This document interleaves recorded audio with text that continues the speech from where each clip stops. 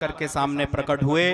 और जो बलि ने मस्तक उठाया तो क्या देखा कि महाराज पहले पग में अतल वितल सुतल तलातल महातल रसातल पाताल सब नाप लिए।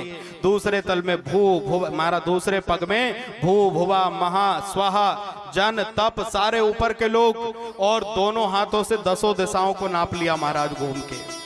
कहा दानवेंद्र बलि बड़ी बड़ी बातें कर रहे थे कि मैं तुम्हें जो चाहोगे दे दूंगा।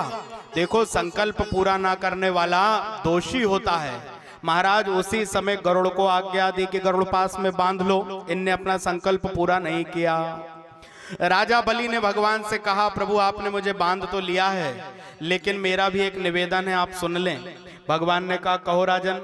बोले प्रभु मैं ये जानना चाहता हूं कि धन बड़ा होता है या धन का मालिक बड़ा होता है, आप बताएं।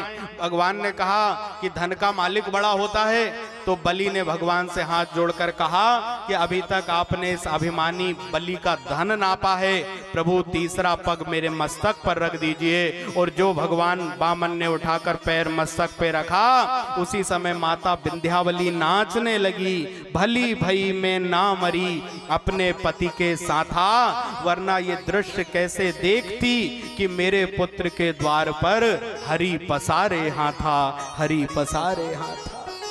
जगत को देने वाला आज मेरे बेटे के द्वार पर मांगने आया है।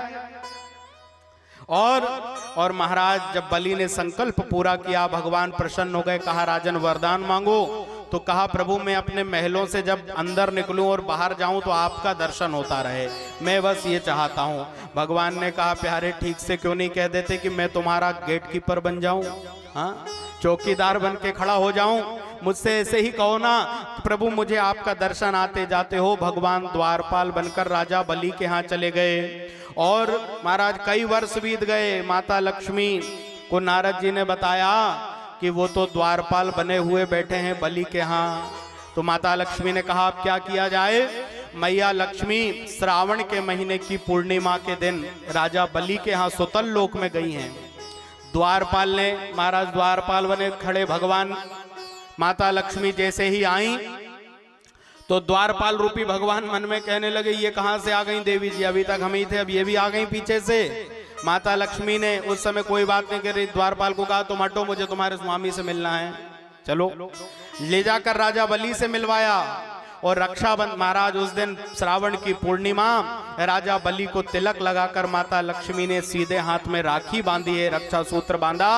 और जब जाने लगी माता लक्ष्मी तो बलि ने कहा कि बहन भाई के घर से खाली हाथ नहीं जाती है, आपने मुझे राखी बांधी है तो आप बताओ कि मैं आपको क्या दे दूं, आप जो मांगोगे मैं दूंगा। तो उसी समय लक्ष्मी जी ने कहा कि भैया यदि तू मुझे कुछ देना ही चाहता है तो तेरा ये द्वारपाल मुझे दे दे। और भगवान को लेकर माता लक्ष्मी पुनः बैकुंठ में आ गई महाराज।